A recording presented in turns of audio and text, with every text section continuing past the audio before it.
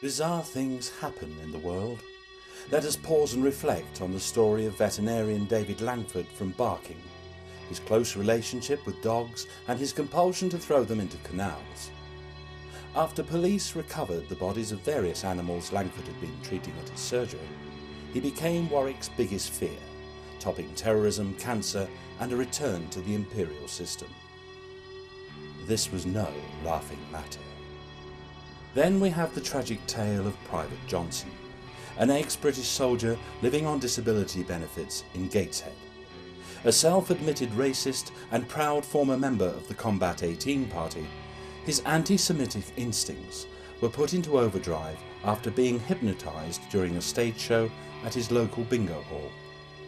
The next morning, his Jewish neighbours were unaccounted for. However, it was later revealed he had killed them before attending the show. Again, can we really laugh at this? On tonight's show, we look into the lives of two men who claim the very same has happened to them. They are victims of entertainment. Michael McKinley is 33 years old, a former PE teacher and married to Christina for almost 13 months. However, for the last 18 months, Mike has had the overwhelming urge to dress and act as a woman between Monday and Friday, excluding bank holidays. Then we have Alfred Morley. He is a retired coal miner turned local newspaper editor, 69 years old and married with 3 children and 6 grandchildren. He works as a full-time editor for his local parish magazine, having been forced back into work after squandering his pension on insurance relating to the turn of the millennium and the apocalypse he predicted. Similarly to Michael, for the last year he has suffered a deeply distressing mental condition. Alf uncontrollably sets things on fire. His targets range from books to dogs. Few have managed to comprehend his behaviour, and it has landed him in trouble with the police on 4 occasions, the fire service on 3, the RSPCA on 7, and the Coast Guard on 1. What these two men have in common is that neither has any learning disability or has experimented with chemical-based narcotics. The cause of their condition was this man, Professor Cassiopeia, a hypnotist. In early 2002, Mike graduated from the University of Kiel with a 2-2 in sports science and law, and he moved in with his new girlfriend, Christina, who worked as a Boots beautician. By 2006, they were engaged and planning their big day. Mike was that perfect sort of bloke, very much a PE teacher. Took after my father, I suppose. They always say you'll marry someone after your father. I did. He married in 1968 and I married in 2006. I met Mike at the gym. He showed me how to work the running machine and spotted for me. For the first 4 minutes of our long relationship, I hated Mike with a passion. But after watching him drop a dumbbell on his testicles, I fell for him. And we dated, and soon after the swelling went down, we moved in with each other. And things went from there, really. His stag do was a big night out in Blackpool. He invited all his mates, and by all accounts, it was going well. But then they decided to go to a hypnotist show, and that's when it happened. Michael and his friends were seated at the front of the theatre, enjoying the free popcorn and making insensitive jokes about a man in the wheelchair at the end of the row. Are you trying to tell me that that's not funny? Meanwhile, Professor Cassiopeia twitched the curtains and sought his next victim. It was £3.50 to get in. £3.50 is a lot of money in Blackpool, so I expected quality. And he didn't disappoint. Within the first 10 minutes, he covered racism, sexism, voyeurism, vegetarianism and disabilities. Well, the bloke on the end, he nearly walked out. Well, you know what I mean.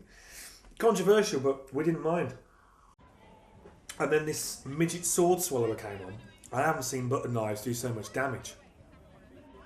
Once all the blood had been mopped off the stage, it was showtime. And he asked for members of the audience, people who could take the pressure of being on stage, people who could take a joke. And I knew it would be me. So I thought, well, I won't panic. I'll roll with the punches and go with the flow. I'll be a man. Ironically, this was Michael's last night as a man. The professor had Mike performing things which could not be repeated on this programme due to the amount of faeces involved. But most crucially, it was that evening the professor told Mike to act as a woman between Monday and Friday, excluding bank holidays. On the Monday morning, Michael got up and ate breakfast with his fiancée, wearing only her thong. It was far too small. I thought he was having a joke at first, but then he turned round and it was like the last turkey in the window. And he was acting perfectly normal, like he wasn't aware of what he was doing. So I phoned Andy and he took one look at him and went white. He was still hypnotised from the Saturday night. The same summer, Alfred Morley took 2 weeks off work to quit smoking by visiting a hypnotherapist. Buoyed by his success of turning the local parish magazine into a profitable publication, he decided to reward himself. Some people don't like my methods. I took an age-old dinosaur, fitted roller skates, and gave it a tempo. Not a great analogy, I know. But what I'm saying is, I'm the only man supping sparkling Chianti on my balcony at night, all paid for by a parish magazine. Some people don't like my sales technique. Some people don't like the fact that I used images of Judas smoking a spliff as part of my Christmas campaign last year, Get Down with JC. But I've got a £450,000 business to run. It's dog-eat-dog out there. Scouts newsletter, corrupt. Guides, bankrupt. Knights of St. Columba website. There's links to porn sites on it, you know. We dish the dirt. Ran them out of business. Tell that to the Cheshire Life magazine. They'd weep. Somnambulism is a state in which a hypnotist must find his subjects before any of his commands can be adhered to. Section A is for people of considerable mental fortitude, such as myself or Simon Weston. Section B covers approximately 80% of the population. People who shop at Marks and Spencer's are at the weaker end of their scale. Section C is for weaker people, including Michael McKinley and Alfred Morley. People in this section are weak of the mind. You can tell them anything and they will believe you for a short while.